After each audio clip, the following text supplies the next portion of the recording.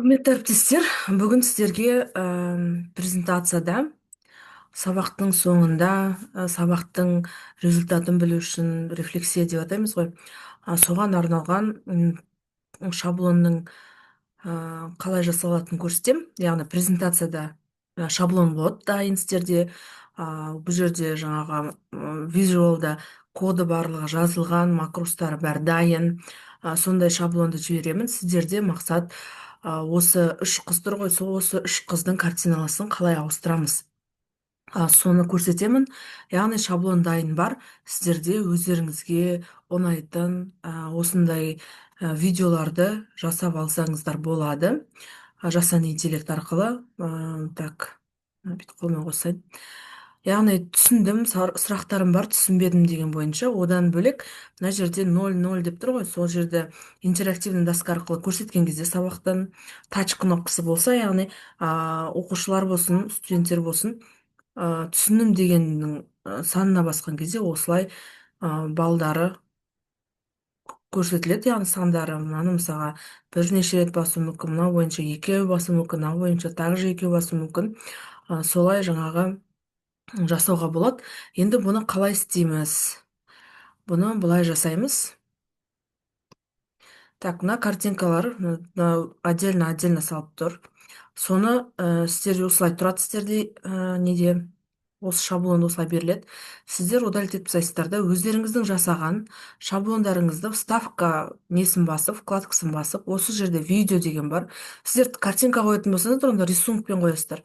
Егер менікі сияқты видео болса, онда видео это устройство и қай жерде тұр сіздердің файлдарыңыз, соны таңдап қоясыздар. Яғни, так, мен қазір жоқ бір деп қойылады екен. Яғни бір деп таңдаймын. Мынау бізде көресіздер, енді өздеріңіз білесіздер ғой видео бойынша қалай жасалынатын. Мынау түсіндім деген видеоға келіп тұр. Сондықтан осыны кішкене корректировать етіп алып, жаңағы осылай қоямыз. Одан кейін также екінші сұрақтарым бар дегенге де тоже ашып, мына жерден қарап, мынау түрі ойланып тұр.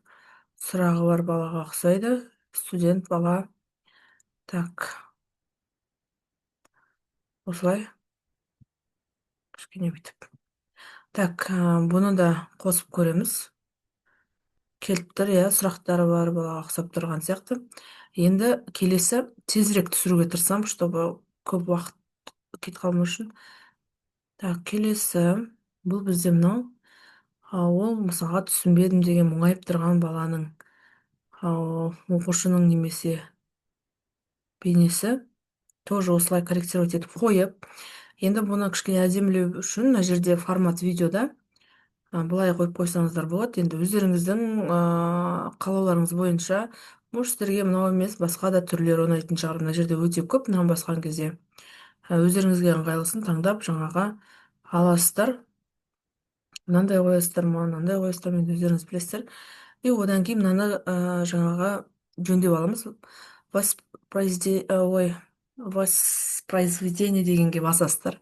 Содан кейін последовательность дегенге автоматически қоясыз. Сосын воспроизводить непрерывно дегенде басасыздар. Также мына жерде соны жасайсыздар. Жұмыстан кейін видеоға түсірген енді қиын. Күні кешкесін сөйлесін. Орысшам 5-тен кейін шықпай қалды. Так, енді осылай. Осыны қойғаннан кейін, яғни бізде автоматически ойнау керек. Енді мынау мысалға осылай тексеріп көрдіңіздер ғой, қайтадан обнулить ету үшін 0, 0, 0. Кеттік. Яғни бүйтіп ақырын. Бір рет жаңағы алға кнопкасын басып. Сол кезде бұл балалар пока дауыс беріп болғанға шейін осылай ойнап тұрады. Мына жерден.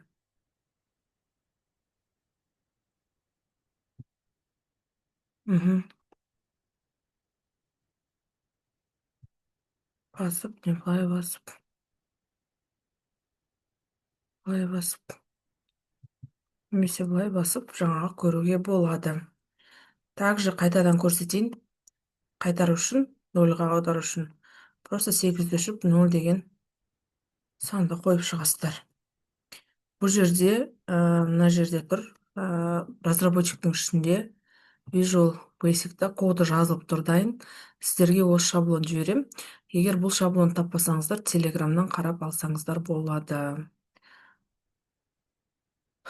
Так, сұрақтарыңыз болса, астына жазып отырсаңыздар болады.